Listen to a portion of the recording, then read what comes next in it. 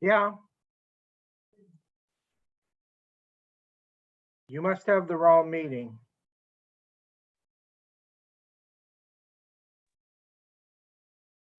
Because I've got a bunch of people in. I'm going to send it to you again.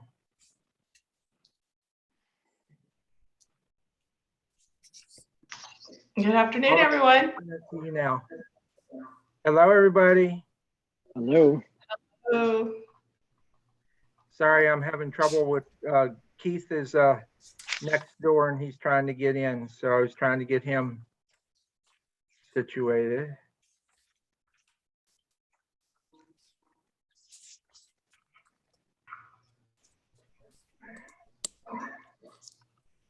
All right, you got it, Keith? He's getting there. Okay. Hello, everybody. No, Looks like we got most everybody we're expecting. Once Keith gets on.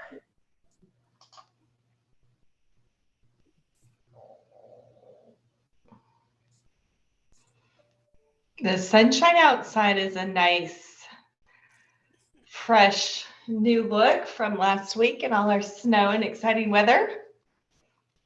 So excited. I went to wash my car. Did you? I Ooh. actually was hoping to be able to get out and do that.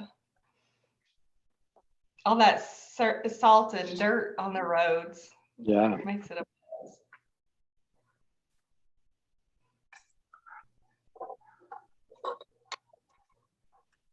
And Dean and I were talking earlier today and said, okay, we've had our 1 or 2 snowstorms. We're ready for spring.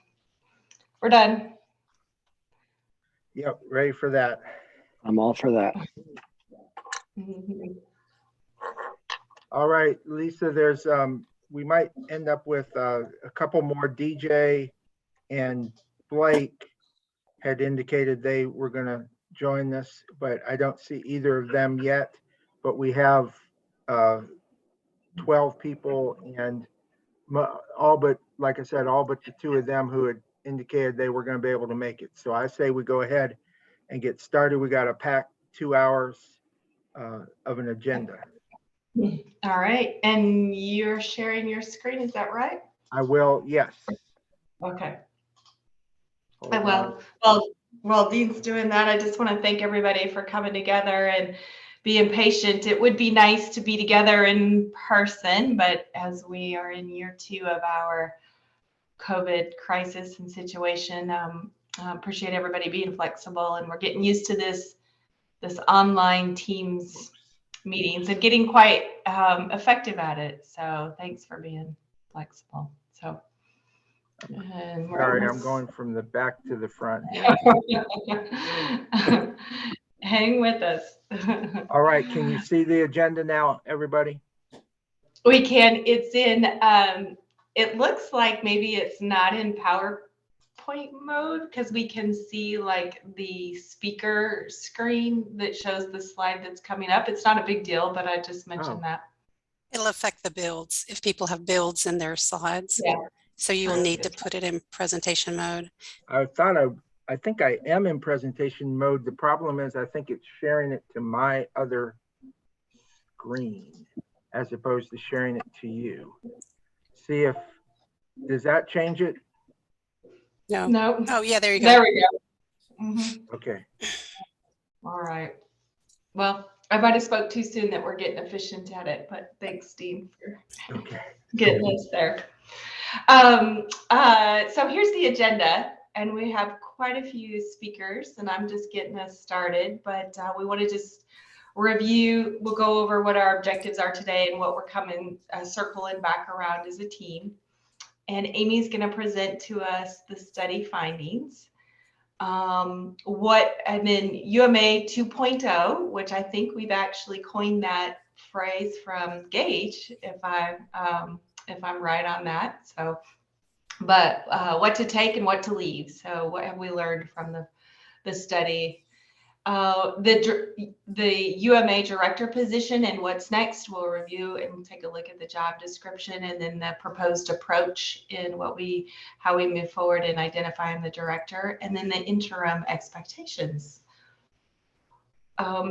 So on our next slide, we'll talk about the meeting goals and objectives, which we just wanted to review it and then accept of refined orientations of UMA. So just review them as a team, as you remember, and hopefully each one of you had a chance to participate in a call with Amy, who was very patient in making the presentation multiple times based on schedules and difficulties of getting everyone together. But we'll review just to highlight, just kind of a high level overview, and then accept the refined orientations as a team and have some good discussion around that. I mentioned this, but just confirm the consensus to move forward on the director position, agree to the position description and their approach around recruiting that one, and then what is some of the next steps or interim expectations for us as a team. So before I turn it over to Amy to help us just give a quick reminder of the study findings, I want to take a minute and recognize her for all the hard work that she has done in this research and interviews and talking with different stakeholders and understanding the history and putting all that together as a kind of I'll call you a third party, right? You were very interested in it, but you came in with an open mind and listened to everyone and did an excellent job of taking a lot of information and narrowing it down and helping us decipher through that and get us to where we are today. And as a small token of appreciation, and I was going to do this in person, but I'll do it. And I think you can see, I can't see me since I'm talking, but you probably recognize this folder, but inside is a tire certificate for a set of Michelin or B.F. Goodrich Uniroyal tires. Thank you. But again, a small token of appreciation to say thank you for all your hard work that you've done, and we really, really appreciate it. So I will mail this to you since we're not in person and I can't give it to you today, but I want to tell you thank you, and I really mean that. Well, thank you, And guys. the whole UMA group. So Thank you so much. I really appreciate that. I can certainly use those. So it's very nice and unexpected. So maybe we'll move now to just a quick reminder of the study findings. You guys who have been through that, you know, it was a little bit of a long presentation. So I'm going to just go through a real quick recap of it. You remember that we did a whole bunch of interviews, talked to people, as Lisa mentioned. We took a first look at sort of the orientation of UMA. And what we found in the interviews is that the team that we interviewed remained committed to the concept of UMA. And several people said almost these exact same words. We need someone who wakes up every morning thinking about how to advance mobility and transportation across the upstate. But we did find that there were some opportunities. We could benefit from a clearer mission statement. Specifically, the mission statement didn't include how UMA would achieve its vision. When we first started the study, we were asked about the initiatives that were being executed and whether they were impactful on the overall goal. But what we also found in the orientation was that the strategies themselves weren't worded in an impact-oriented way. It was, inform, discover. It was more passive, if you will. And I think there was an opportunity for them to be better, to provide better line of sight for individual actors all the way up to the overall measurable goals of the organization and the initiative. And also to be a little clearer about what's in scope and what's out of scope, because as we interviewed people, we found that people had different perspectives on that. And then the other thing was better consistency, clarity, and visibility across all of the statements. And we'll talk a little bit about that structure in a minute. And so let's go on to the next one, Dean. So the vision is understood and agreed, but there's an opportunity to translate it into a stronger working approach with better defined strategies and more robust actions. So then we took a look at the work, and you guys will remember we had a roadmap view of this, which mapped out the projects over time.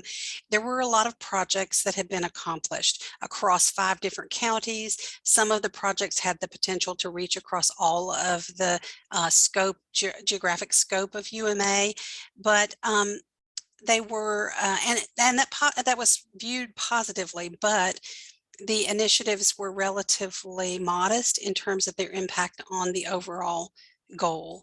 And as Lisa said, Gage in his interview sort of coined this term UMA 2.0. And one of the finding was that UMA 2.0 should have or could have a clearer work approach to deliver the vision through even more impactful and specific strategies, and that there might be a need to consider changes to the governance structure or approach for the governance. And what we found as well is that the task forces worked very differently from one another, and really only 2 of the 4 task forces were active.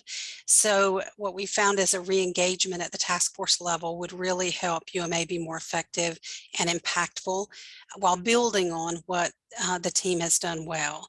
And also, we heard that there's a need to be able to engage supplemental or specialized resources as we move forward, since the teams are typically made up of all volunteers. They may or may not have specific skills that are needed, like mapping or those kinds of things, or they may need additional resources to help with that, as we found with the intern that worked during the summer was very helpful in some of the work that was done. So the ability to engage supplemental or specialized resources. So the next thing that we talked about, we also introduced this sort of diagram of 4 different areas that UMA could be focused on: policy, systems, and environment, technical support, facilitation and affiliation across entities, program and service delivery, or advocacy. And these don't oppose each other, but we just laid this out this way to say, as we talked to people, we heard different things about where UMA should be focused. And if you just click forward one more time, Dean, you could look at where UMA's work is currently, and we also took a look at some other organizations and how they were working across this landscape as well. And then you can move on forward. I don't want to spend a lot of time on this. You guys have already been through this, but if we go through the next slide to the, click one more time, Dean. Okay, so we did the study, but then after the study, the team that Lisa and Keith and Dean were very clear that before we got the big group back together, they wanted to begin working towards addressing some of these points. So there was a workshop of a subgroup with Dean and Keith Scott and Keith Brockton, Lisa, Will, Katie, and Nicole. And they spent time taking this feedback from the study and beginning to put some meat around how we move that forward. And also Dean and the team began working on finalizing the job description and preparing the work to staff the director position. And so that's how we got to this point, which is to update you guys following the study and the work that the subgroup has done. And then following all of this, I've been chartered to put together a small communications document that'll help share this with some of the team members and other stakeholders who may be interested.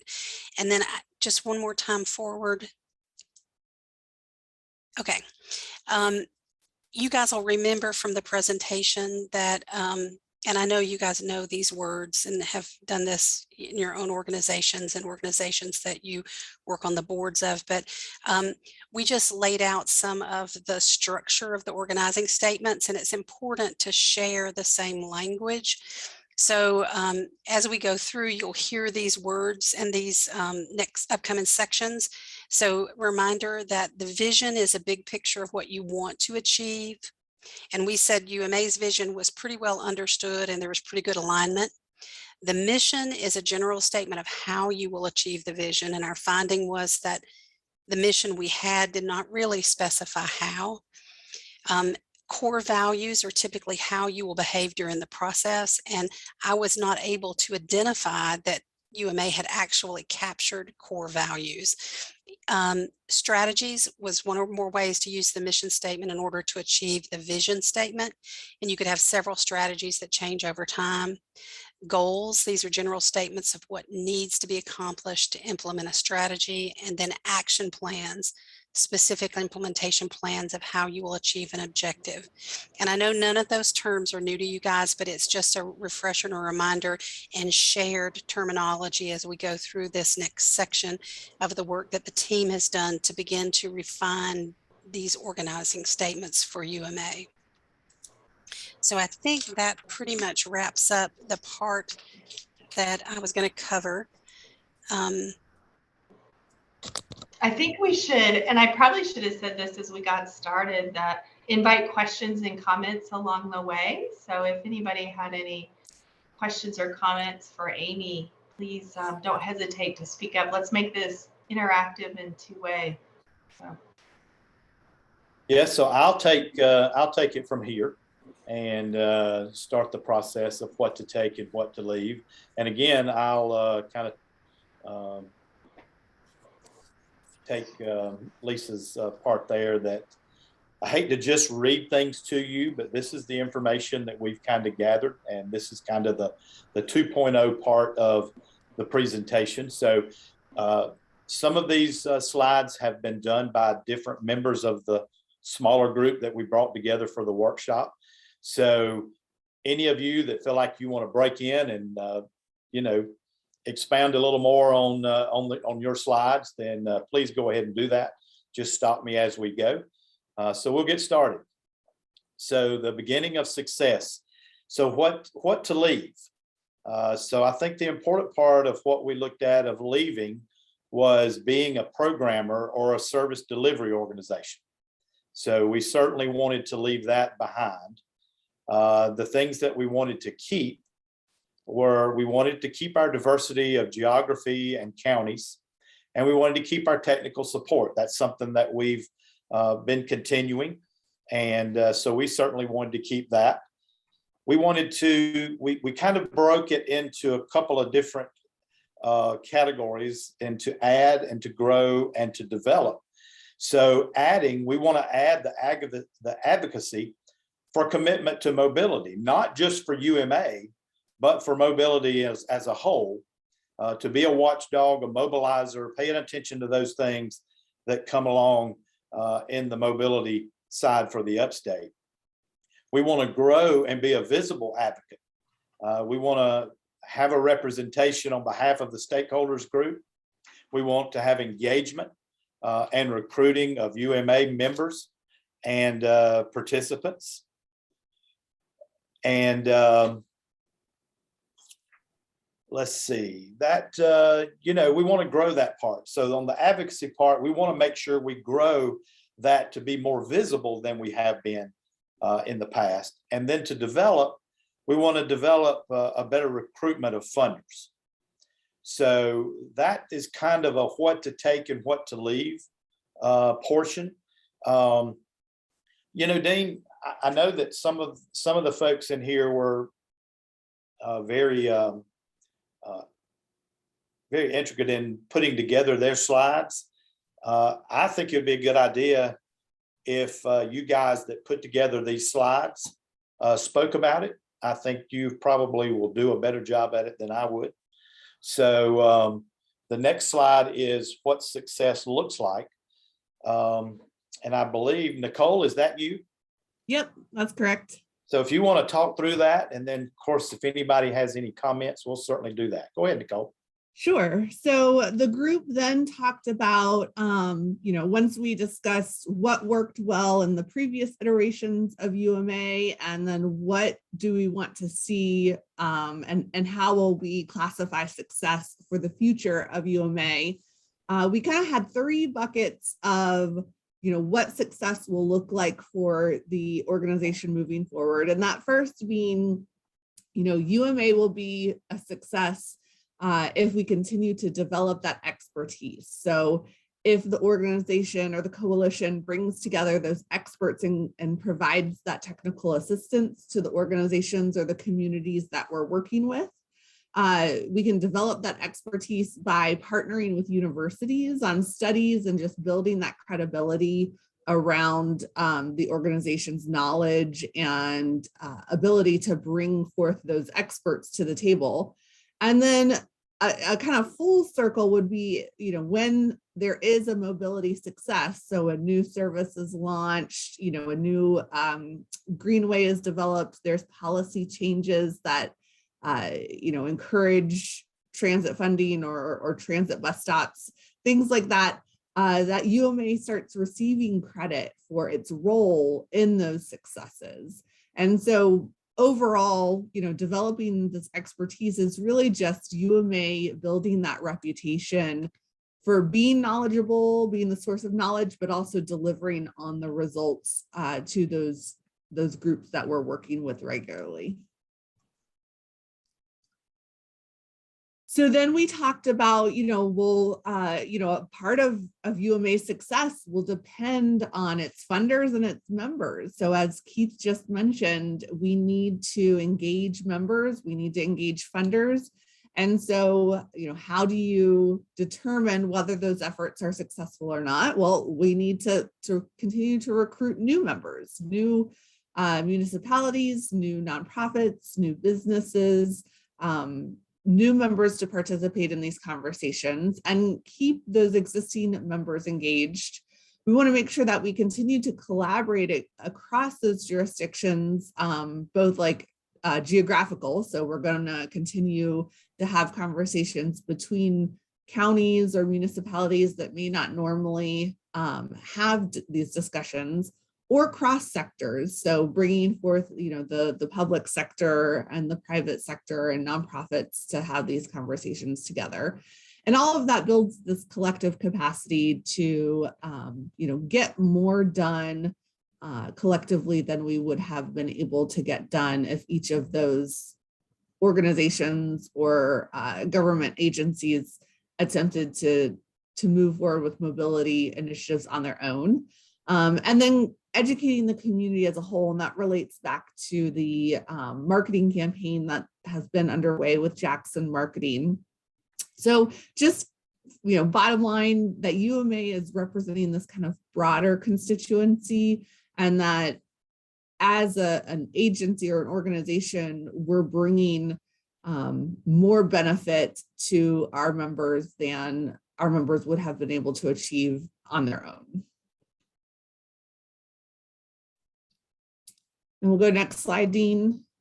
And then lastly, after some discussion, we decided advocacy is not actually the success, right? But policy changes. So I should have changed that slide to success is advocating for policy change, or successful advocacy resulting in policy change. But as an agency, UMA needs to make a point, to be scanning for those opportunities. So as the leaders in UMA continue to have conversations with policymakers or stakeholders, listening for those opportunities where UMA can come in and support or make a difference in the issue at hand. And that actions are proactive, not always reactive. I know there's a lot of times where we just might not know about something until it is game time decision and we need to kind of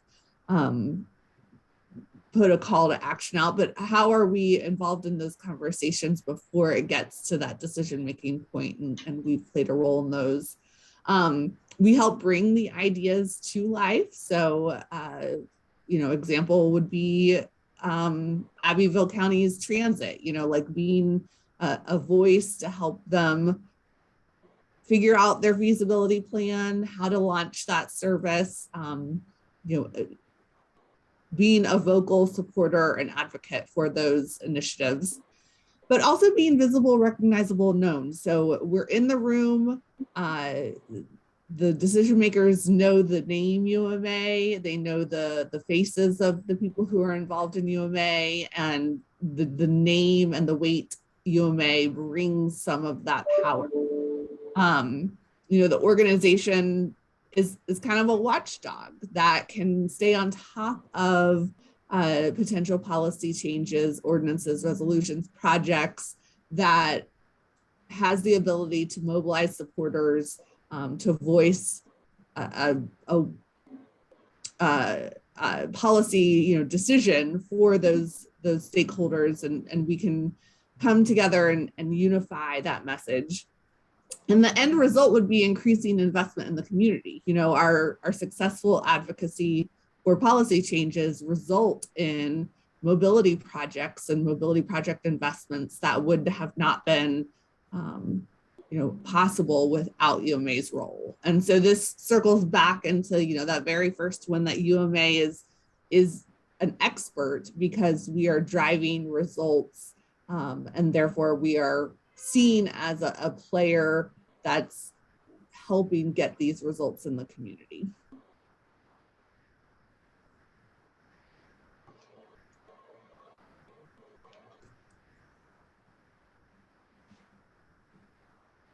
Good. Thanks, Nicole. Dean, are you, if you're speaking, you're on mute. I'm sorry, I was on mute too, just sitting here talking. Okay. So, yeah, so I think that Dean is up for the differentiators, if I'm Yes. correct, Dean. Yes, can you all hear me? Yes. We can. Okay, I've had to get rid of half of my screens to make this work, so I am a little confused. So my portion is around what unique offerings does UMA have? I think it builds on what Nicole mentioned, but I call it the differentiators. And there are really a number of different things to this. First being that we cross geographic and government boundaries. So, much like we've done throughout time with 10 at the top, we are not specifically focused on one city or one county. Our focus is on bringing the entities or organizations that work within that city or county or business together across geographic and government boundaries. And that is what UMA does as well, which is different. And the fact that we're non-governmental has a lot of positives, especially when you're working with the governmental entities who sometimes have to adhere to certain things, but when they're in our under our purview, they're able to collaborate and work together and do things in ways that they aren't necessarily able to do when they have to lead something because of government regulations and requirements. Keith, I think I said that right. So UMA brings government, non-governmental, business, community together and establishes connections and removes silos, which if you'll remember back, and most of you were involved at the very beginning, that was one of the big things and reasons we got folks like Lisa and Michelin and others involved, because we wanted to kind of pitch a big tent and be a place where folks could learn about and know about what's happening in other places instead of everybody working in their silos. And we find out that there's 4 efforts that all care about the same thing, but they were not communicating or collaborating together. So UMA provides that opportunity for collaboration and being kind of that big tent. It thinks more broadly because of that, and it represents the larger voice of stakeholders and leverages powerful entities across the region. And I think we did a really good job of this during the Connecting Our Future time. I think pandemic being a big part of why we kind of didn't do as much of this, especially around the advocacy components, but is a big part of what differentiates UMA from other entities. And therefore then elevating the conversation back to the idea about having someone or an entity that thinks all the time about mobility and how to advance mobility, that elevates that conversation and gets into places and doors that maybe organizations that are more geographic specific are not able to do. And then provides a safe place, really more a neutral role for topics. And this is something we recognize could be impacted in some areas as we look at advocacy and specifically, specific ways to address an issue. But, in general, the idea that there is a safe place that everybody can be engaged and is a positive role. So UMA thinks beyond geographic and stakeholder boundaries and becomes kind of, as Nicole said, that expert or that group that is really pushing around mobility. So any questions from anyone before we move to the next one, or any comments, anybody? Okay. I don't see any comments in the comment section either. Perfect. So next, I think, is Keith Brockington. Yes, thanks, Dean. And so my section was on the barriers and the breakthroughs. And those are the barriers are the things that UMA hasn't done particularly well or really has to overcome in order to be a success. And the breakthroughs are things that we have done well and need to capitalize on and do more of in order to really get at those things, specifically the successes that Nicole was talking about. And so, of course, funding, of course, remains the critical issue for the region when it comes to mobility. Local and regional investment needs to complement funding with SCDOT and federal sources as projects move forward. And the upstate needs to understand, and I say the upstate, I mean all the local and elected officials, the citizens, as much as we can get those words out, needs to understand how the proper funding and mobility can improve the quality of life, even for those who never make use of those options. The classic example I know of is Mark Rickards, former GTA director, said, when you go to a restaurant, your busboys and your servers may need to have transit. Even if you never take transit to get to that restaurant, your service at that restaurant depends on your, the people who are serving you to use that transit. And so that's just one example of many about how improved mobility helps everyone. And so understanding that can help with the funding discussion. Working together to collect, manage, and distribute data. That's something that we have done some of, we need to do more of, especially since data comes in all types and shapes and sizes, and we need to find a way to get all those working together. So development of collecting reliable data to measure the challenges and successes means that just everyone has to work together. And then stable staffing is needed for UMA to transcend trendiness. Finding that right director that will stay 5+ years to make progress, and again to get up every day and be thinking about this, but also having a staff behind them to provide that reliability and that consistency of message. And so the takeaway on that is just moving forward will require meaningful commitments in time and funding by all.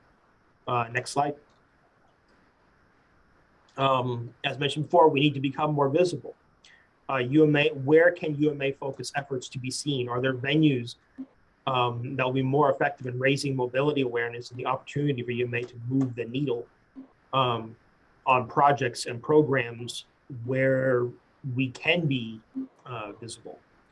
And who needs to be a part of UMA, not involved already, that can help promote that mobility and what the organization can bring? And so finding those stakeholders, finding those entities that can really promote what UMA is in a very public eye can really help with that. And then the upstate needs to change its culture and mentality towards mobility. And that's a huge one that is probably going to be more of a generational thing.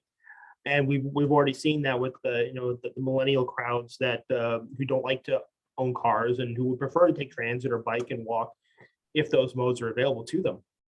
But we have to combat obstructionist politics and territorialism on the local level. And that takes willpower. And the upstate has an inherent resistance towards change. And it's not just the upstate, the entire Southeast and many parts around the country and the world our battle in this, and we've got to be a part of that battle. And it will be an uphill battle, but we have to promote those new concepts and new ideas, those that have worked well in other places, but also those that we know we want to try here to maybe be kind of a test case that that can really kind of shine as the upstate as an example.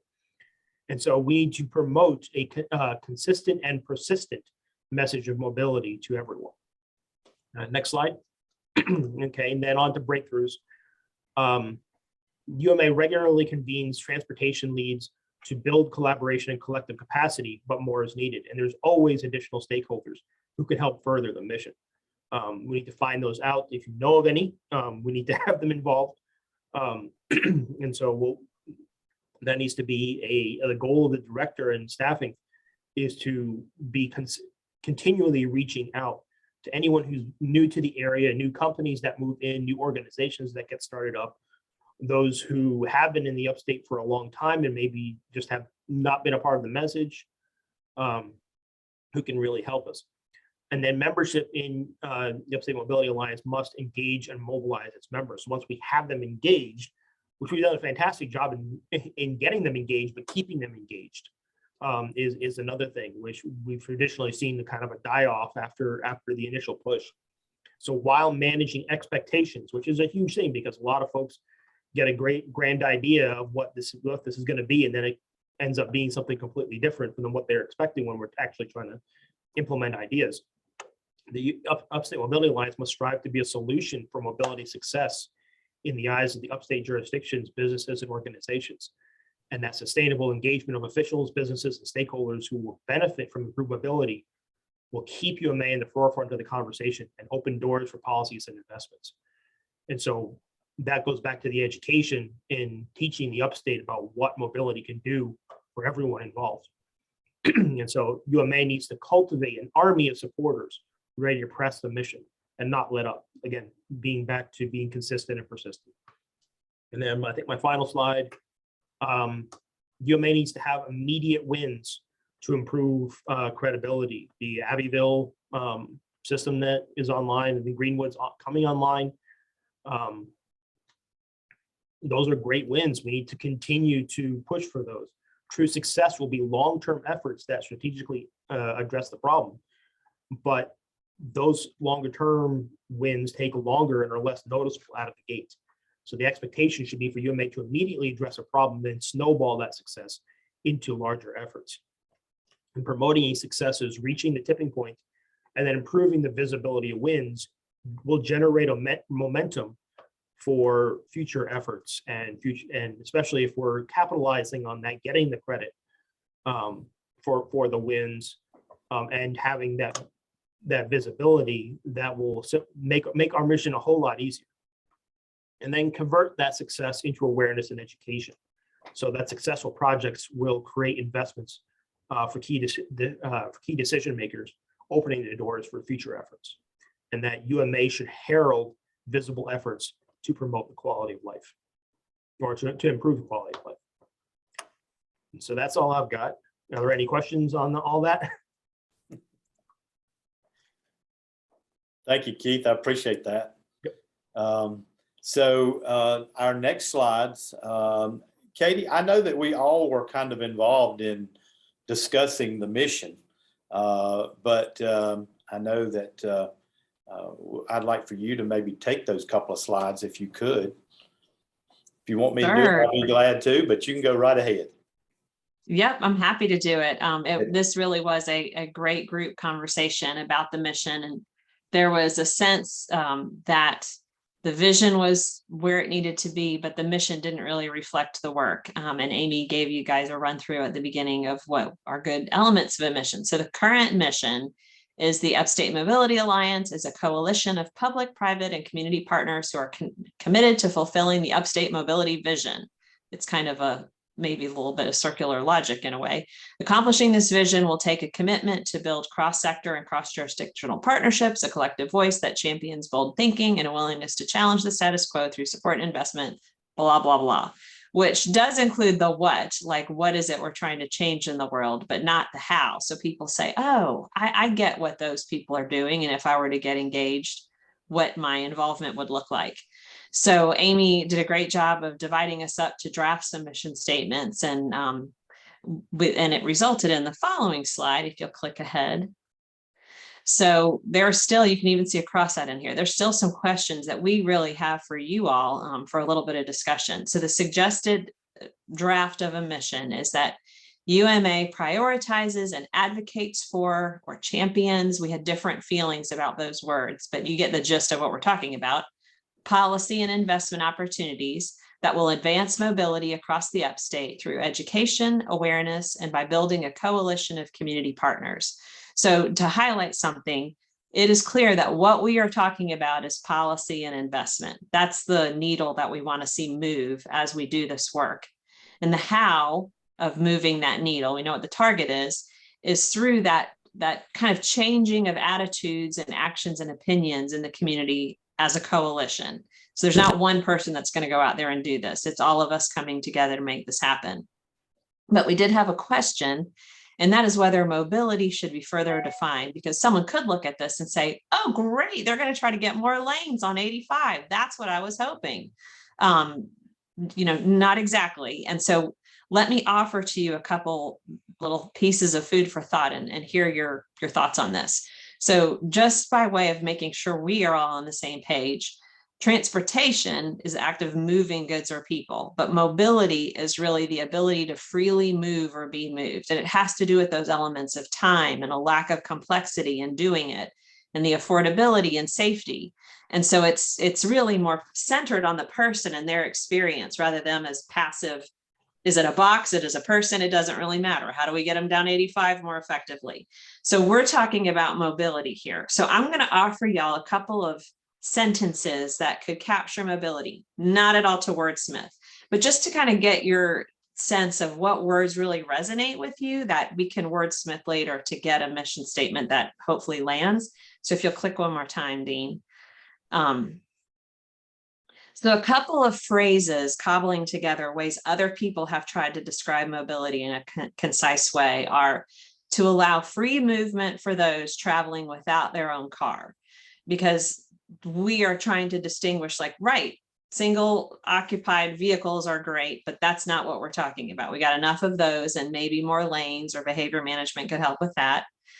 Or is it expand quality transportation options? So the option gets to a bit of the human-centered side of things, but that includes, is it a bike? Is it a shared self-driving car? All the different, is it transit? Of course.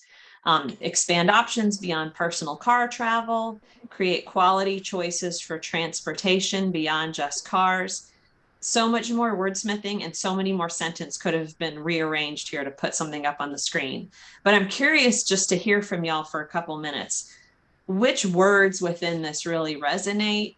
Which give you pause, either as being too clunky or a little off target? Or are there elements that are clearly missing? This is to take from you, not to rewrite the mission statement in any way, but to hear if we tease out mobility more or make it a tagline, what kind of sticks with you as you heard the draft and see this slide? Katie, I think it's great. Can you back up one slide? Some of the words on the previous slide may have resonated. I think that lack of complexity as well as the time, I don't know, are two pieces to me that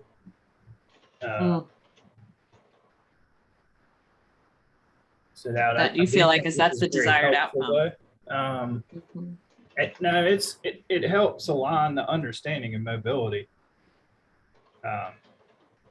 It created clarity for me hearing it. Good. Yes, Lisa, I always think about that. I think about Suzanne Dickerson and how good she was at highlighting the interconnect, that if freight moves more effectively, then that's getting a box truck out of my way so I can go more easily down I-85. Right. It's just like completely tied. Expand quality transportation options. And I see that comment too. Yeah. That's good. Other thoughts?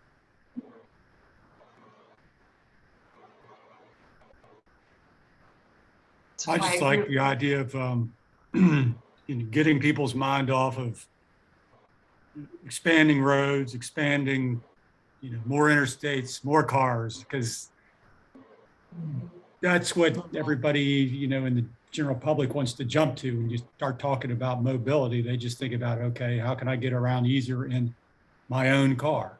And I think that's what we're trying to get away from. At least that's my assumption. So any of those statements on the next slide, I think are good. I really like the last one a lot.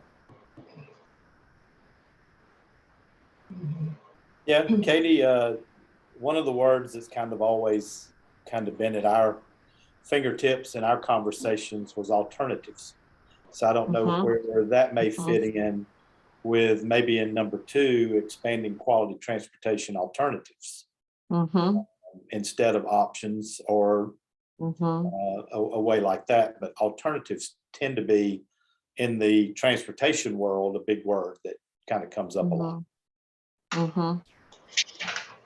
Yeah, and I think I like the second one as well. I like adding in, when we talk about mobility, a lot of times we add in the word equity, equitable, that adds in that options. One thing that I would recommend staying away from is all the stuff saying without their own car or beyond just cars. If we are looking, to try and advance the mission to local elected officials, if we talk about mobility as, and I've mentioned this in other aspects of this, but if we talk about it as taking away from the single occupancy vehicle, that really makes a lot of elected officials nervous. And so I think adding to it with options is the way to go. Certainly that we're going to be finding ways in the future to not have to do the improvements to the roads, the very expensive widening treatments for the single occupancy vehicle. But I think that, especially when we talk with SCDOT and when we talk with more the higher level officials, those kinds of improvements are made once we start to get that mindset change. So once you start getting people, doing bike, walk, and transit, and they're not using vehicles anymore, then we don't have the need to widen the road. But just saying that we're going to consciously make a decision to not improve a road when a road desperately needs to be improved anyways, that's where we start getting in trouble sometimes. Good. And I saw Dean gave that a thumbs up in his comments as well. It makes me think of, after a GPATS meeting one day, someone did a presentation about alternative forms of transportation, and that perhaps someday, it could have been Fred Payne, and perhaps someday we won't even own our own cars. We'll all share cars, and we'll just have a network of shared cars. And some gentleman, I can't recall who he is, and maybe it's someone on the screen and I just don't remember from way back when. So hopefully your mind has changed since then. We were talking, he goes, I just don't see how this would work. And I said, what about it do you think wouldn't work? And he's like, I mean, I keep my golf clubs in the back of my car. So like, what would I do? I said, well, maybe you could keep them in a locker at your club or something. And he was like, he was not a believer. And I said, well, there's a lot that needs to shift around probably. Yeah. All right. This is really helpful feedback. Anything else? Okay. Great. All right, good. Thank you, Sherry. Thank you so much, Katie. Dean, let's go ahead and go forward. I know Lisa and I both had the values part, but Lisa, I'll let you start it, and we'll jump in together. Okay. So when we had our meeting that Amy referenced earlier in the presentation, she did a really good job of keeping us hopping from top, as we worked through the vision and the mission and the core values, and she kept us on a great schedule as we worked through it. One of the last items that we worked on was the values, which needed some more work, and we were out of time as a larger group, and we all agreed upon some homework assignments, I guess is what I'll call it. And I quickly said, hey, I'll take values. Because one, I was, I'm fortunate enough to work for a company who has 5 core values that we talk about every day and often in lots of conversations. It comes back and it helps us make decisions. And I don't know, it's just something that in my organizational leadership degree and what have you, it was just something I was like, yeah, that'll be a good exercise. Well, as I started to work on it, though, I really was like, this is a bigger project than what I was thinking of, and not necessarily just because it's hard to do, but not only was I thinking about values that I felt in working with UMA, but for the greater team that has been working in a part of the UMA organization. So I just want to remind you, though, in our vision, mission, and Amy already shared this slide, what we want to focus on here in this section is the core values. And as Amy said earlier, as she was looking through all our material, we really hadn't identified core values in which we would operate under or behave under as we executed our mission. And so we had a lot of good discussion as a larger group. And on the next slide, you'll see lots of notes that we had here and stickers that we applied to the notes. But really, as a reminder, these values are our guiding principles that will drive our decisions. And if they're values that stick with us and that we really believe in, that statement is really true. And as I said, I'm fortunate to work for a company that operates that way. So on the next slide is those sticky notes basically typed out, nothing fancy, but just those sticky notes typed out. And those were, we had all wrote down the values that we thought of.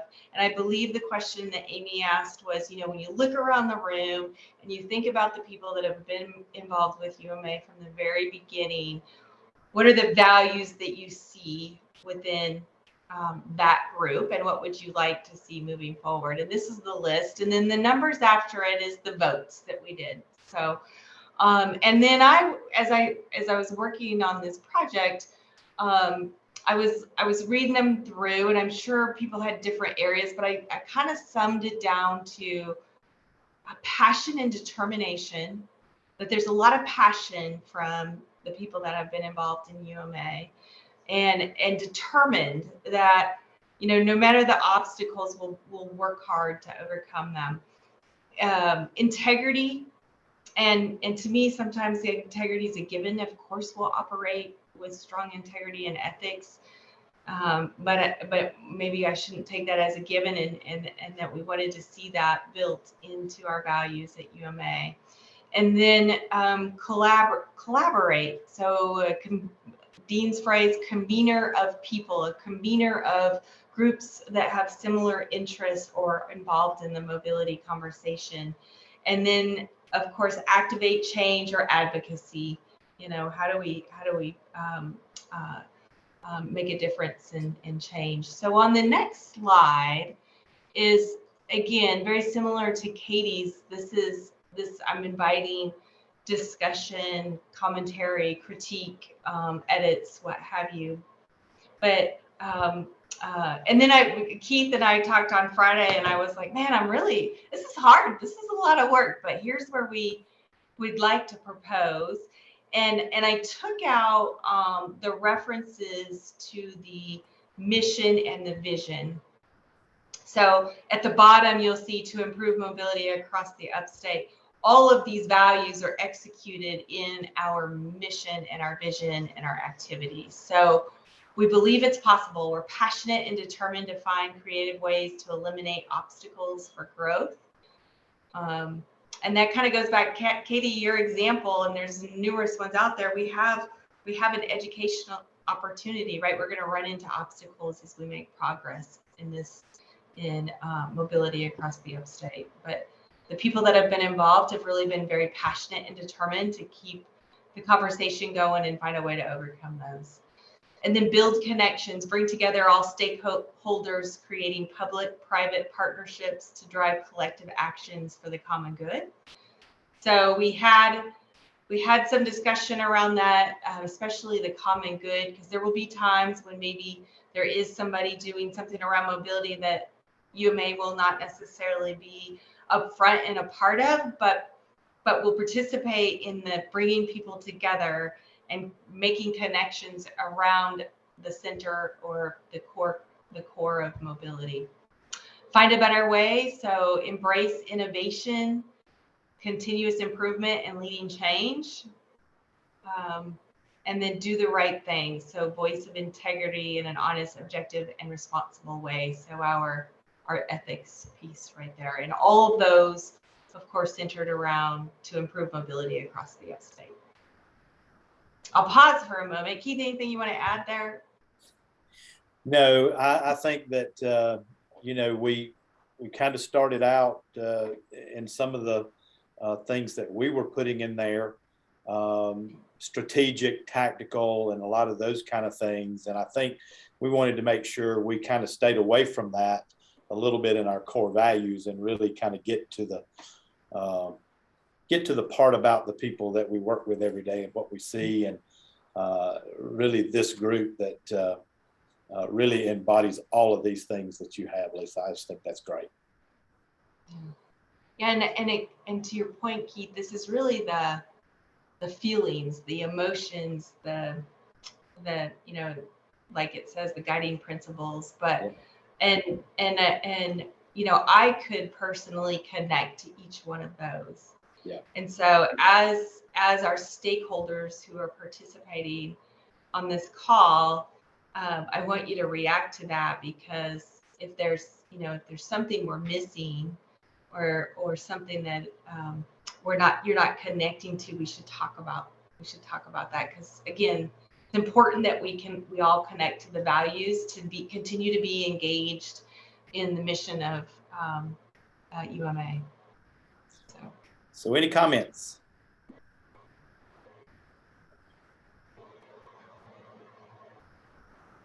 I really love how you distilled all those sticky notes down into these statements. And I like the clarity. I mean, I like the bold words, say, are we behaving in this way? I really love where you landed, Lisa. Thank you. I agree, and I like the way that it's got like the capstone thought, and then giving some expansion on each of them. I think this is great, Lisa. Thank you. And if there's anything missing, so certainly now or later or what have you, as you sleep on it, sometimes things pop up, so don't hesitate to mention it.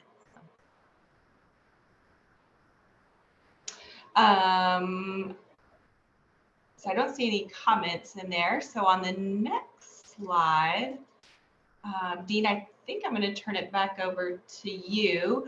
I should pause for a second. And I think everybody on the call is probably aware of this, but maybe not. So we should all pause for a moment and wish Keith Scott happy retirement and congratulations, what we're all working towards. Thank you very much. Yes. I don't find that I'm very retired. You do look like you're in an office and working. So I'm beside Dean. Okay. Very good. Good. But congratulations to you. Yeah, and Keith has agreed to help and step in the interim with UMA. So we're very appreciative of that, and that will be great with the consistency and the history, your knowledge, and of course your passion around the work that UMA has been doing. So that'll be awesome. Thank you.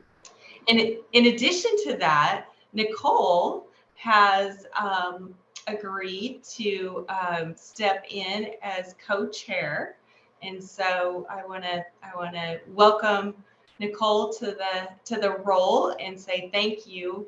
We look forward to, you've been a great UMA participant, stakeholder, and involved all along the way, and it's exciting to see you step into this role. So thank you. And Dean, so from there, I'll let you talk about the hiring. Well, I think before we get into that, Lisa, I want to first again thank everybody who was part of these sections. I think you know, the workshop that we did, as you can tell, back in December was really good, and Amy, you did an amazing job with it. And we really had some very good conversations, and you could see starting to put some things on paper. But before we get to the hiring of the director, I'd love, you know, we've gone through all the pieces now. If there's any comments from anyone, especially those who were not a part of that, or Will, you were in on those. If you want to share anything, I would love any feedback or comments, maybe not specific, but more general about those, and if it is helping you and the analysis as we move into making a decision about hiring a director. I feel we're in a much more clear place than we were 4 months ago, I guess, when we met. I think we have some of the pieces in place in terms of what do we need from a director compared to what we were looking at 4 or 5 months ago. So any thoughts from any of you who have not been a part of the small group sessions, you know, DJ or Gage or Sherry or Will, Hank, Rob, any of you guys, I'd love to hear your thoughts. And if you feel now that you have some clarity as we move into hiring a director, or the discussion around hiring a director. Dean, I'll speak up. I definitely feel like there's a lot more clarity than when we started this call for me. And I did not participate in some of those small group sessions. So I think the way that it's presented is it's communicative, but it's also educational, and it pulls you in to make mobility intriguing, I guess. And I think that's important. There was, I spoke to it a little bit earlier, and I don't know that I did a good job, but on Katie, one of your slides, the level of complexity or lack of complexity, I think that, to me, that stands out as being a very important piece of this, and that one of the roles has to also be that we make all of this simple to understand and simple to engage with.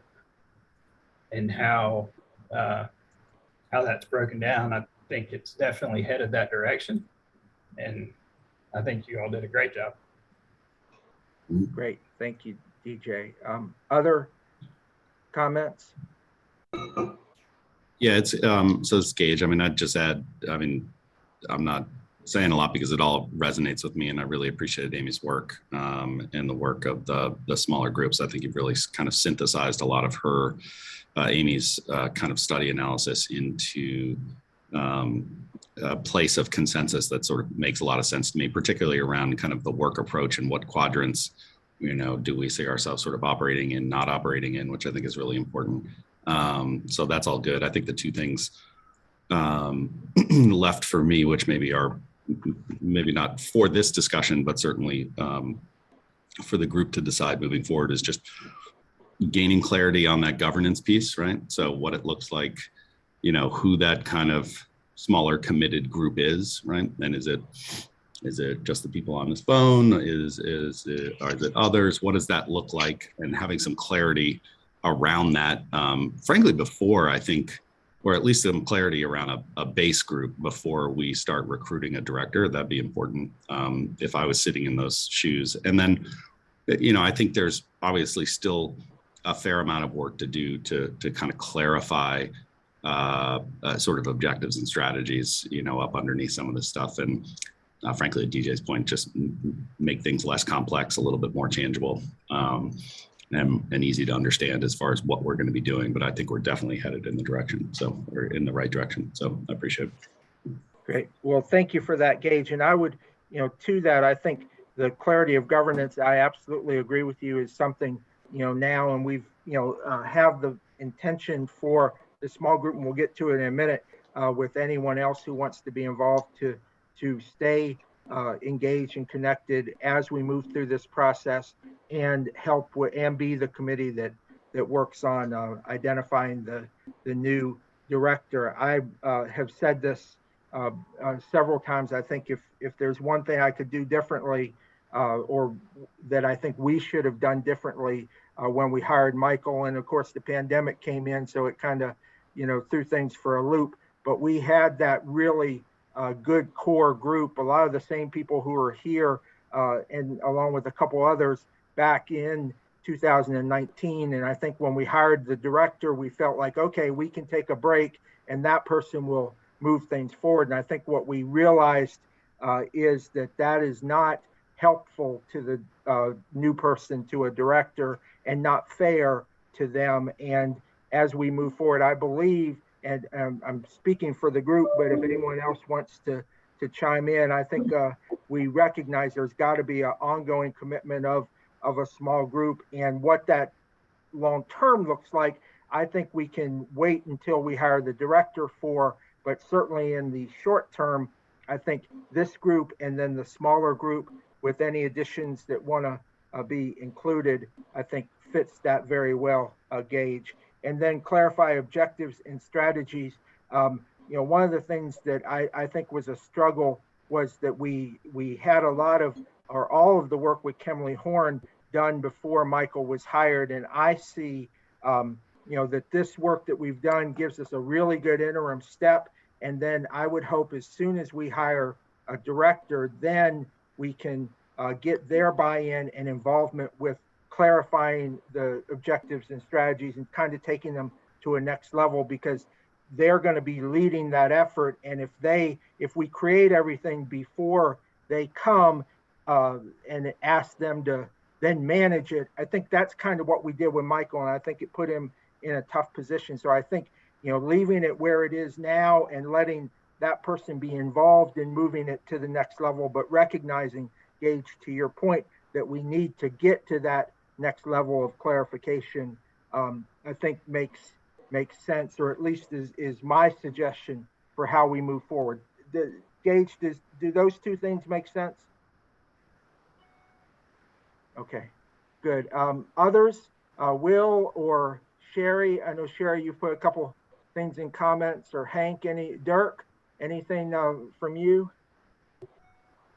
No, I think the word clarity has been used very well, and putting it, where we want to go and being very clear about it with our intention. Yes, and I think we've done a better job with that, and I think Katie and Amy and Gage and some of the others who really forced us to take a pause and a step back. I feel like we're much stronger in what we can say to a new person coming in at this point than we were 4 or 5 or 6 months ago when this process began. So Dirk, I think you're exactly right. Anyone else? Will, anything to add? Yeah, Dean, thank you. So it all makes sense and looks good to me, and I do think it is clear. And of all the things I like about how we've kind of outlined this and kind of refocused it, is I like the fact that we've captured a lot of the strong work and connections that Michael had done, while at the same time realizing we've got to do the 2.0 version and evolve and advance beyond that. I like the fact that we captured a lot of the grassroots stuff that he'd done, because I think we'd all agree that's going to be important going forward. So we are kind of starting over, but we're not starting from ground zero. We've got a good platform to build from. Absolutely. And so let's see, anyone else? Sherry, Rob? Yeah, I just wanted to reiterate that the work that was done here, getting it to the 2.0 is wonderful. And I just love how everything has come together, and it creates that jumping off point for the new director coming on board. And I think it creates a very good vision moving forward. Thank you. Thank you, Sherry. And I will say we are taping this, so when he or she, or after he or she is hired, I would suggest they go back and listen to or watch the first part of this. So I think it will be very helpful for them. Rob, anything from you? Yeah, thanks, Dean. I do appreciate all the work and all the communication and all the clarification that's been provided. So I certainly appreciate that. I do believe that an organization around the Upstate Mobility Alliance as it stands and as you see 2.0 going forward is still the right thing to do. What I'm wrestling with in my mind, and maybe I just missed it through the last hour, is before the group decides to go forward with a director, or even as a director begins to interview, is what is the connection and the alignment between the UMA and the director in concert with the local governments and the industry leaders, especially since we have a mobility core here. So how does that person, or how's that connection going to be made? That alignment. Who takes the lead, and how is that going to be managed? Well, I'll take a quick stab at that. I think it's a very good question, and it's one that and again, I hate to siphon back to the pandemic, but we were starting and Michael was starting to connect with industry leaders and with mobility leaders when the world changed 2 months into his tenure, and so he kind of had to wing it and go about it in a far different way than we would have had there not been the pandemic. But I do think that is something that as a core group, we need to have prepared when that person signs on. And I would ask Katie maybe if she can speak to what they've done with the new Greenville Connects director, because I think they had a list of people for her to reach out to or be connected, or people who were connecting her to others. And she started on that very early. And I think we would want to do the same thing with and for the new mobility director. Katie, can you talk briefly to what you guys did with when Erin started and how she has been able, she's been here, I guess, 4 weeks now, to plug in and to meet people? Yeah, what I want to say has two parts to it. To answer your direct question, as part one, is we just made the list of all the folks that Erin needed to meet, and in some cases have introduced her directly to them and said, please connect with Erin so she can fill you in on Greenville Connects and the Greenville-based transit advocacy work. And in some cases, she's just reaching out on her own, and everyone has been so tremendous, very receptive. She's made great headway in working through that list, and some of you are on that list, and we'll still hear from Erin.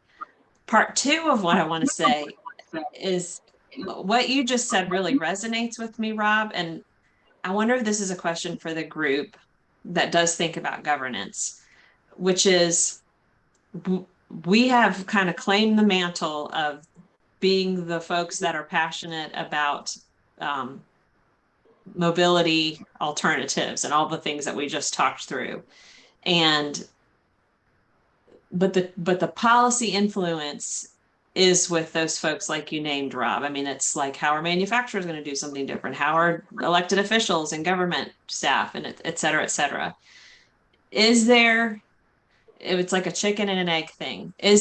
Will we have more success and strength if we pause for just a second and we recruit a governance body that is made up of those parties, so that it is a mayor and a county council administrator, they're coming together across the 10 counties to say, yep, we need a better way. Like, we need to operate with the values that Lisa articulated.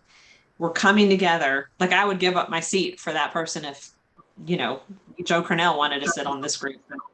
And they are then hiring this person versus, sorry, I'm getting an echo, versus the person coming in and engaging with them.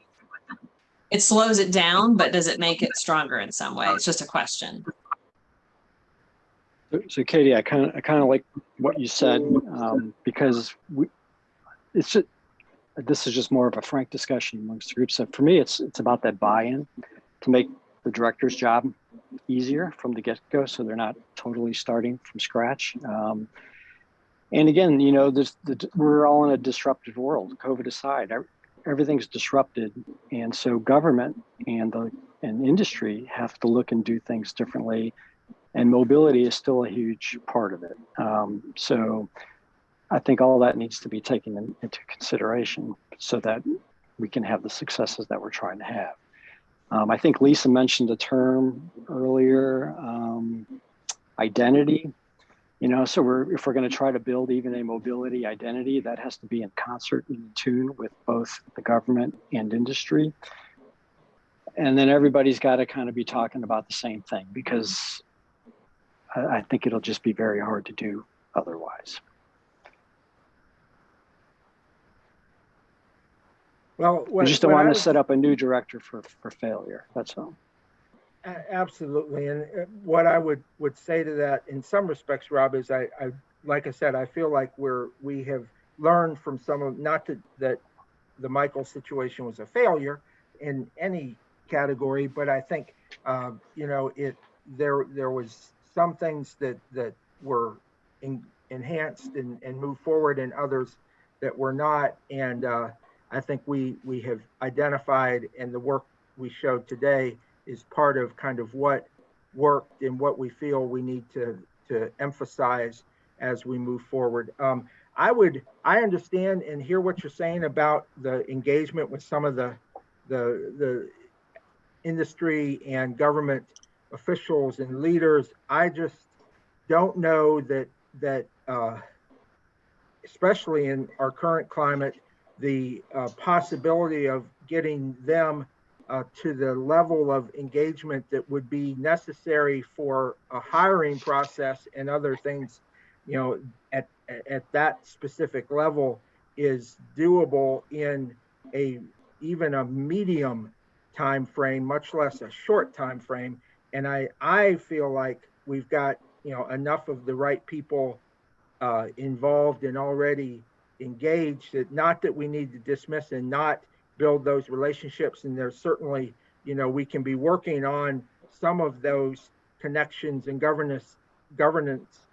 future governance engagements as we're moving forward. But I feel like, you know, it's already been 6 months since Michael left. And if we waited another 3 or 4 months to hire someone, or to even start the process of hiring, I'm not sure that we would get to where we want to be any differently, and we just will have continued to delay and you know, and perhaps you know, made it even harder to get folks re-engaged who are not currently engaged. So I personally don't think we need to pause at this moment, but that doesn't mean we can't continue to engage other influencers, and if that means, you know, we won't actually be you know, looking at resumes and things for another 6 weeks or so, and I'll show the timeline in a minute. I mean, if there is, you know, other leaders that we could maybe get engaged and get them into the process, I'm not against that. I just am fearful of pausing to try to do something that I'm not sure can be done in anywhere near a timely manner.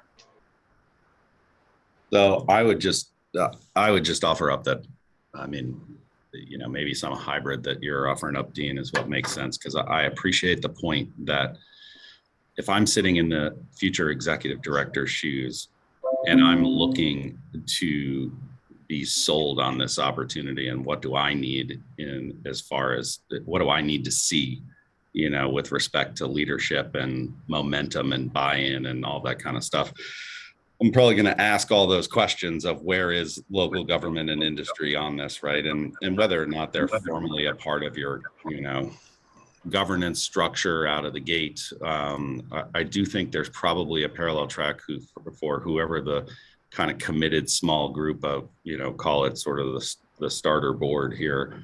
there's probably some work to do externally in parallel to bring more people into the fold, get more people up to speed. There's a lot of stuff to share, some consolidated version of some of the stuff that's come out from today, to sort of re-energize some community leadership who maybe was once introduced to it, but who, maybe we've lost touch with, or others that we need to initiate, and doing that in parallel. So when you do get to the point where you've got some candidates and you're beginning to bring people into the fold, that we've expanded that circle of influence and leadership, even if it's informal, I think is really important, just as it relates purely to recruiting a really strong candidate.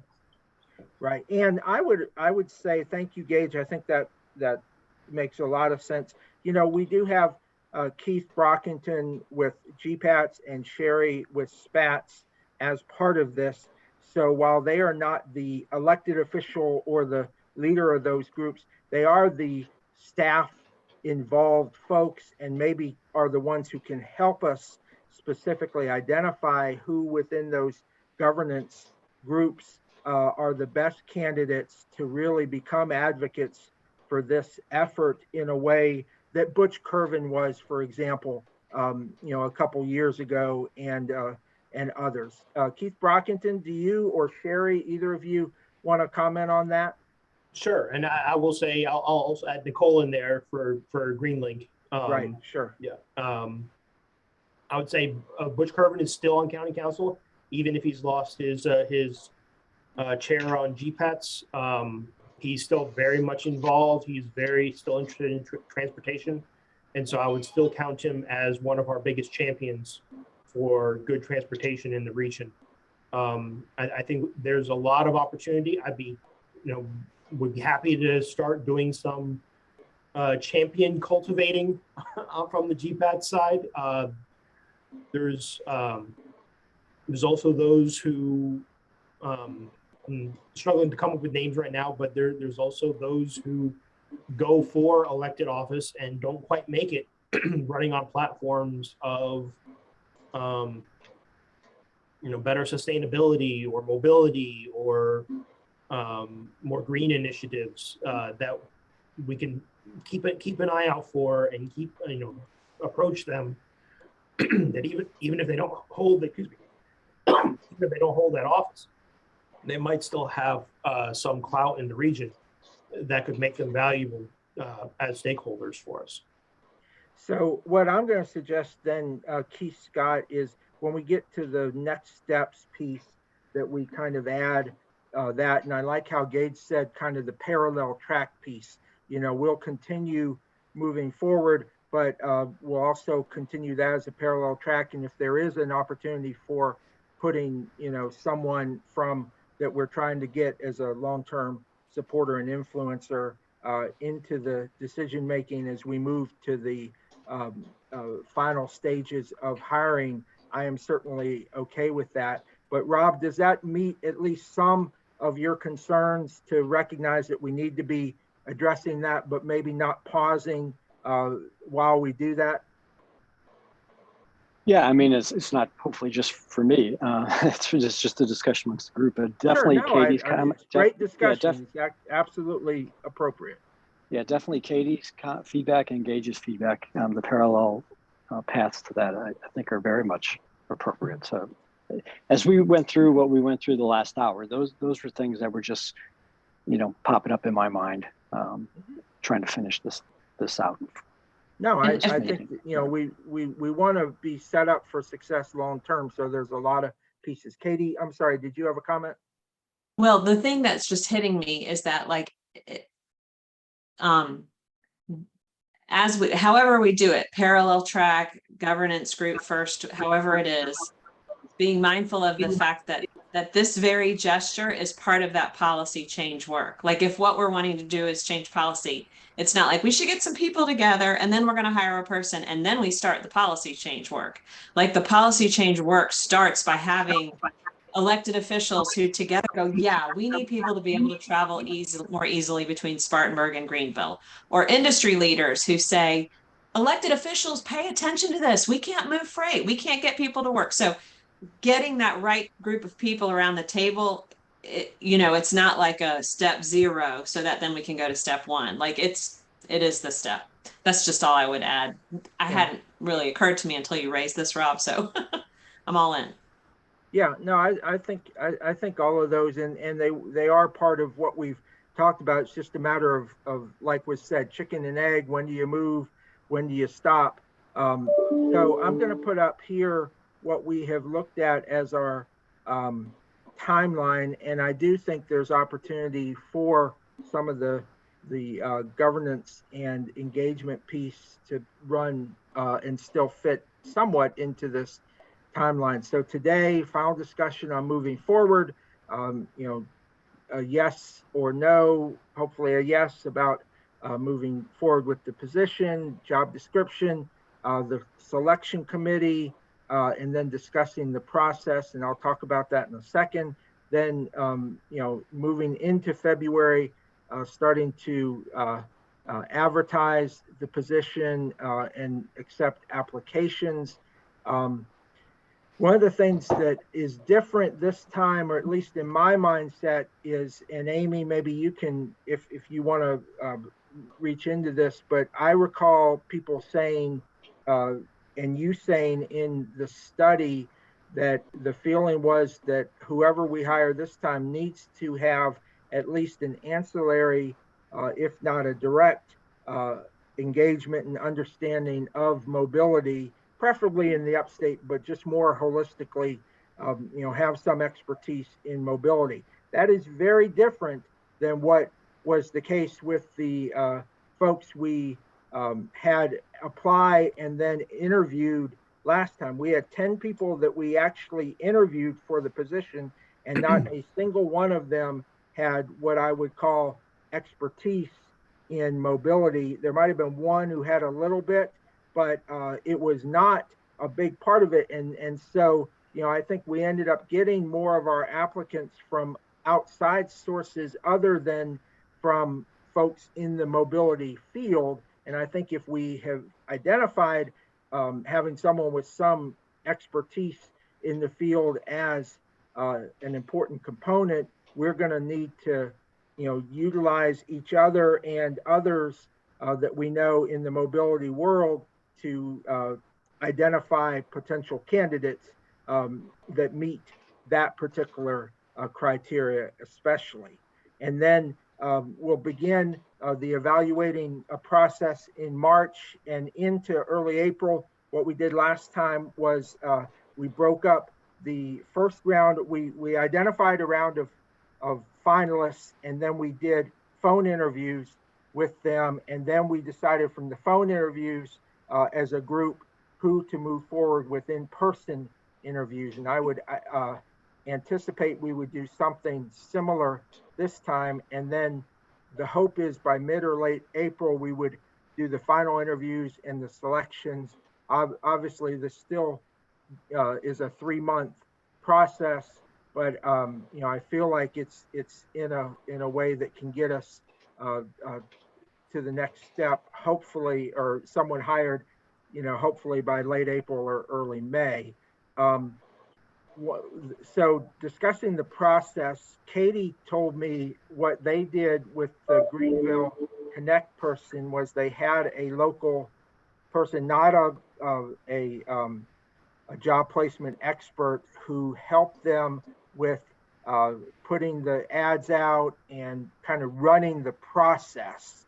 And while the person who did theirs is unfortunately not available, I feel like it makes sense, much like Amy did with this work that we're concluding today, to have someone, who's a part-time, who just helps us with doing some of the day-to-day work and the getting people together and that kind of piece, because I know if it's going to fall on me or my team, it's going to not get done as quickly as I would like it to do compared to if we had someone like that. So I've got a couple names, and I would say if anyone else has names of folks or people they think might be interested or able to do this.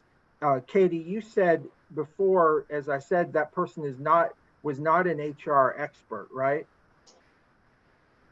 Yes, we had a national friend who advised on some good boards to post it on. And then we did have an HR firm who helped do background checks, screenings, evaluations of the finalist. But then the kind of day-to-day leader of the work was just a smart, organized person who handled all those postings and going through resumes. And it went really well. Because we felt like this was a pretty specialized role. I mean, we started actually working with a firm and then realized actually we can do some of this ourselves. Yeah, and I think it's the same here. And Katie has connected me with that HR firm that did the background checks, and I have a meeting with them later this week. So I anticipate hopefully we can get with them to do that piece, but that's not the day-to-day kind of pusher role or the organizer role. That's more of the once we get some candidates. So any comments or questions about this? And you know, going back to our previous conversation about the governance piece, you can see if we, you know, start in the next couple of weeks with working with Keith and Sherry and Nicole and others of identifying some of the business and government influencers that we would want to be involved. Some of those conversations can go on to the point where maybe we would, you know, invite one of those folks or more to be part of the evaluating process, which isn't going to start until March. So, you know, it still could work well. And if not, at least get them involved and informed and hopefully participate moving forward. But Lisa, I kind of will turn it back over to you. I think what we would like is if there is a comfort to move forward, you know, from the group, if we, you know, can get some kind of decision on that, so we can, you know, feel comfortable that we will finalize. And I've sent everyone the job description. I don't think, for the sake of we've got about 30 minutes. I don't think we need to go line by line through the job description, but I would say if we do decide to move forward, I've sent it to everyone. And if you have any comments or suggestions on edits beyond what's already been done, to just send them to me in the next couple of days. So Lisa, I'll turn it back over to you. Okay. And there was a couple questions in there I just want to add. Rob, your question around, and I think I understood it, is it expected of the director's role to network and build the relationships with the stakeholders, potentially government officials, or is it the role of the directors or the co-chairs or the executive committee? And in that job description, I see it to be a little bit of everybody's, but specifically in the job description for the director, it does speak to their building alliances and networking and being able to reach out to different stakeholders. So I don't know if that's helpful or if I understood your question correctly. And then in addition to that, there is, go ahead. I was going to say, I think you did, Lisa. I mean, I'm looking at the experience category, and based on what I see in there and what Katie had mentioned during her talk, it seems like the role is really focused around policy and investment, if I'm understanding it correctly. So again, so that alignment based on what we just discussed earlier in conjunction with, you know, government policymakers, and as well as maybe industry leaders, that collaboration that goes on there is what'll drive the mobility strategies going forward. And I will say, and Hank, you may want to add, you know, to this, we're actually meeting a group of us tomorrow with Carlos Phillips from the Greenville Chamber. He had reached out to us, he and Jason, about partnering to specifically around making sure that transportation and mobility is highlighted and included in the funding for the American Relief and Recovery Act and the infrastructure bill, from within the South Carolina piece, because the governor's bill or his initial budget and others that have been proposed don't really increase any funding around things other than roads and bridges. So we're actually meeting tomorrow, a small group of us, including the new director of Greenville Connects, to talk about that. And so there may be the ability to identify some industry champions from that, Rob, that can be part of this group that we look to get more engaged moving forward. Hank, anything? So Dean, I would just say, if you're going to do that, if you take a look at the Secretary of Transportation's most recently published core values of what they're going to do as part of the Infrastructure Act, there's about 5 or 6 core values. Anything that we do should align with those, because when I look at those values, they're very succinct and they're very clear, and they address people and they address innovation and they address people's needs. And the reason why I keep asking this question is because this goes through my mind every time I see it. Every time something gets built in Greenville new, I'm using Greenville as an example, and there is a parking garage right in the middle of it, it never sends the right message about the future of mobility. And that's why I would like to know, what is the government policy and view of mobility going forward, to say, is it always going to be a parking garage, or do we eventually move parking garages out, because then it allows you to change multimodal forms of transportation? That's the disconnect for me. And that's what whoever the future director is, that's probably one of the questions they should be asking if they're going to consider taking and stepping into a role like this. Rob, I can tell you, they love parking garages. That's the problem. Yep. In Anderson, we have just built our second one, and we haven't filled up the first one yet. So something about parking garages is on their minds. But Keith, the other side of that, it's not necessarily a bad thing. It's just, where do you put them? Because in today's disruptive world, which is going to stay disruptive, people are either going to remain working remote or some form of hybrid, those that can. Yeah. And then all the other people are going to have to get to their manufacturing floor because they have to. And it's, how do you address really those two majority needs of people in terms of mobility? Yeah. And that's another way of making mobility simple. And because that's what fits our region. That's the region we live in. Yeah. And, kind of like Keith had in his slides, changing the culture in our area is not going to be an easy thing to do. But involving those folks that have that ability to make decisions and change and affect change are definitely who we're going to have to involve. That's for sure. Yeah, there's a lot of chicken and egg stuff that has to happen in order for that to really move. Because we're looking at this as part of the Lawrence Road TOD study that the county's doing right now. That you're expecting a whole lot of really high dense developments along a lot of our commercial corridors, and it would be fantastic if we could do, instead of doing a parking garage per high density development, it'd be great if we could do just better transit, better bike ped.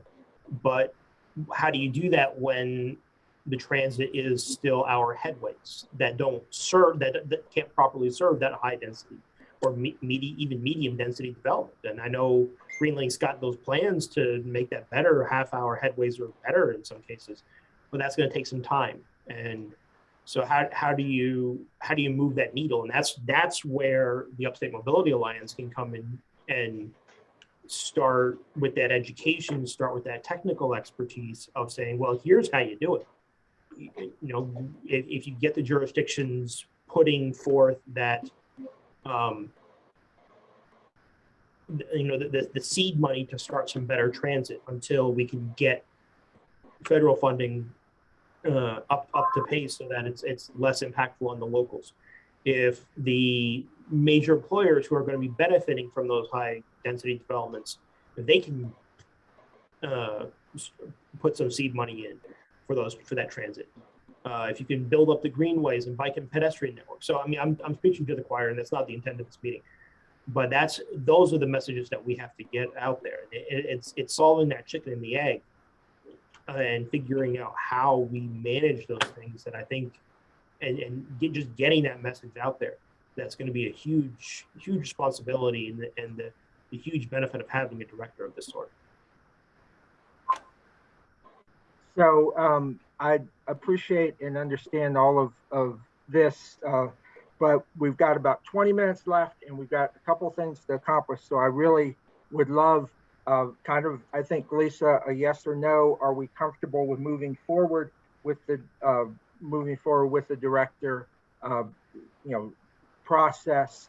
And if not, then we'll, we can take a step back. But I feel like we can do this kind of in parallel as some of those other things are moving forward. But I don't, at least personally, have not heard anything that forces me to feel like we need to not be moving forward with looking for the next director. Do we have any thoughts or comments?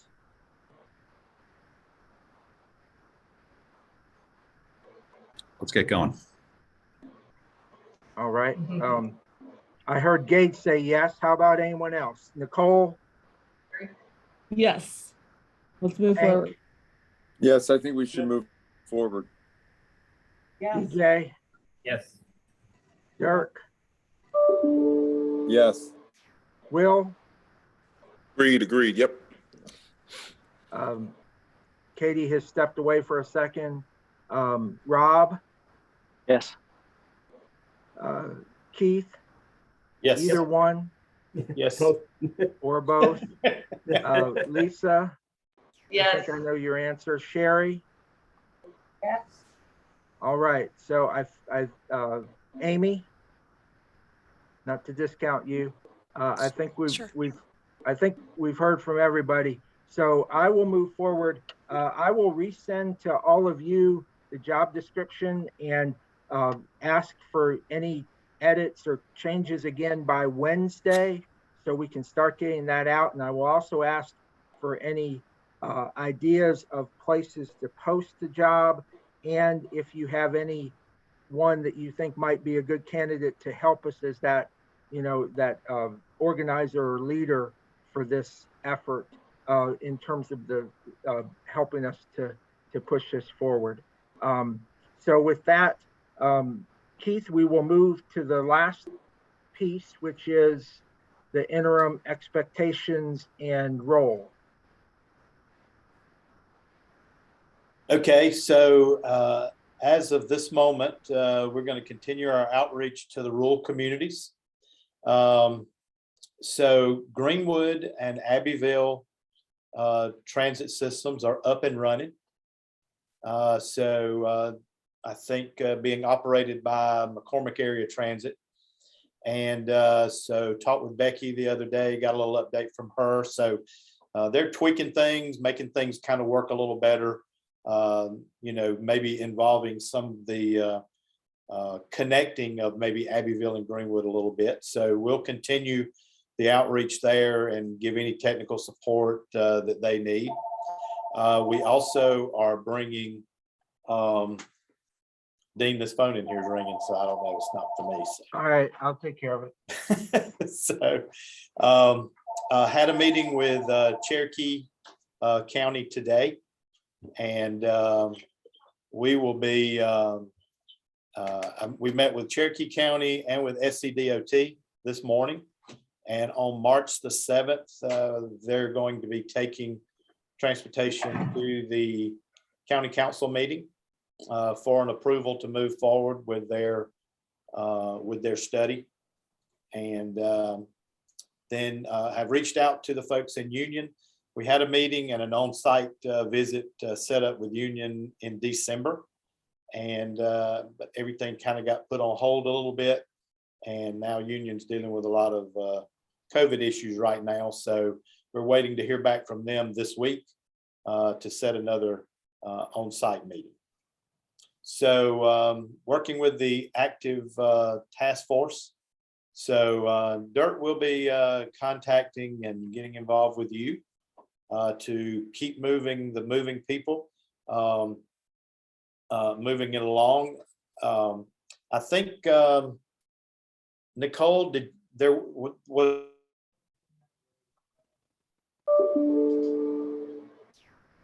that role for you?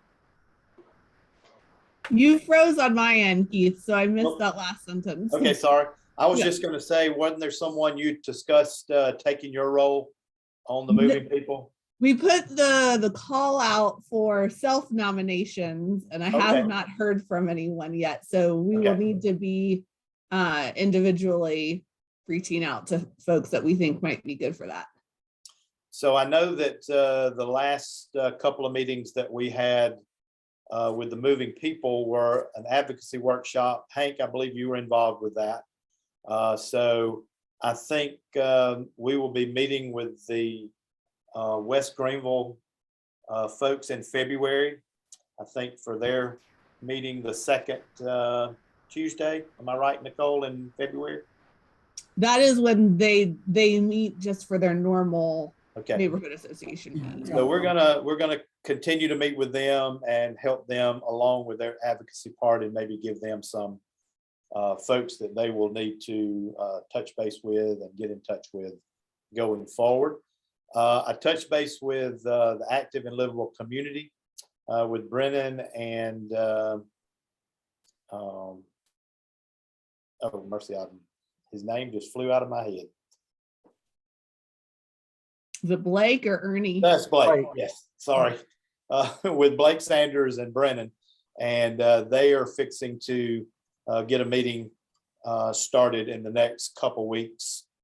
They were looking to do one this week. I don't know how that's gone yet. I haven't gotten an email, but we will keep these two that are ongoing, on task, and moving forward.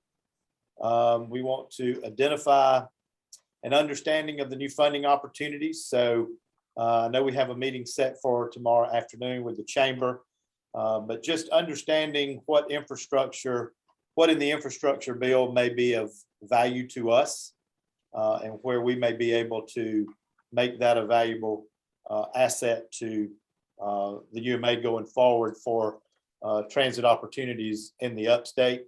The American Recovery Plan funding, we'll hear more about tomorrow at the meeting. And maintaining and growing UMA is the visibility of it. Participating in community transportation discussions, which I just mentioned in February, we have one. Maybe attending some of the city council, county council meetings, introducing ourselves a little bit more, touching base with those folks, and being a bigger advocate for funding and mobility. Just understanding what is available. I know we have met, we've been meeting with the airport with Dave Edwards there. Dave is looking at a vehicle that will be moving people unmanned. So an autonomous vehicle that will possibly move people from the airport parking lots around to the terminals, and also the possibility of moving freight, or moving some of that from the airport over to some of the main sites right there around the airport, such as the BMW, such as the inland port, and those type of things. So, some cargo opportunities being moved by autonomous vehicles. We've had a meeting with the folks with the Atlanta Airport Community Infrastructure Improvement Community. So we're all kind of working in the same line of doing some of those things, but I think the airport is certainly on their way to making this happen. And we've been a part of that conversation, and we will certainly continue to be that and be supportive of that. So that is where we are right now. And if anybody has any suggestions, and Dean, I know that we kind of talked about the group that we had used for the workshop as part of this effort. I think it would be a great value to be able to set something up monthly for this group to meet and have some discussions. Maybe it's an opportunity to bring some other folks in that are elected officials, or maybe some folks that can help us influence the mobility side of things. But I think if we meet more regularly, I think that would be a positive way to move forward with that group. If you don't have a problem. And I think that's a good idea if everybody is available. I will let you know. So I've just done some, just making sure, because I didn't want to assume something that I thought I was pretty sure of, but you know what they say about assuming. So I've gotten confirmation from Will, Katie, and Keith that they will stay engaged with the small leadership group that we've established and serve on the committee for the selecting the new director. I would love if Sherry, if either you or Lisa are available to serve on that, representing Spartanburg, that would be great. And if anyone else is interested, not, Derek or Hank or DJ, not like you guys have 73 other things that you're doing, but if you are interested in being part of the selection committee, we'd certainly be happy to have you. But I think this group meeting probably every 5 or 6 weeks, Keith, to stay engaged as we move forward is probably sufficient. But I think that makes sense. And as we're, and if you look, Rob, to your point about, influencers, we've covered some of that in what Keith has outlined about, identifying and getting more people engaged. So I think it fits very well, and your comments have been very important and appreciated. And so, we'll work on making sure that we're doing that. I think, as we said, meeting with Keith and Sherry and Nicole to identify folks within their frameworks, as well as in the business committee community will be important.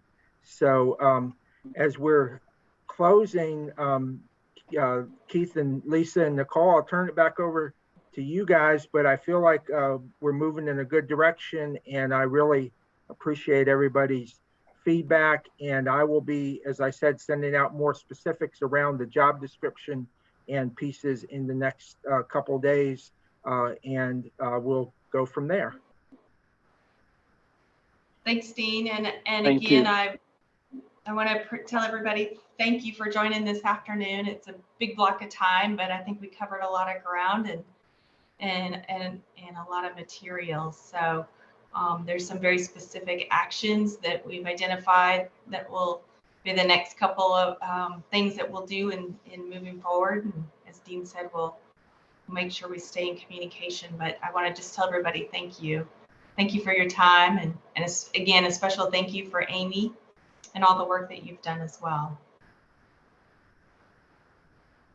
Yep, thank you, Amy. We appreciate it.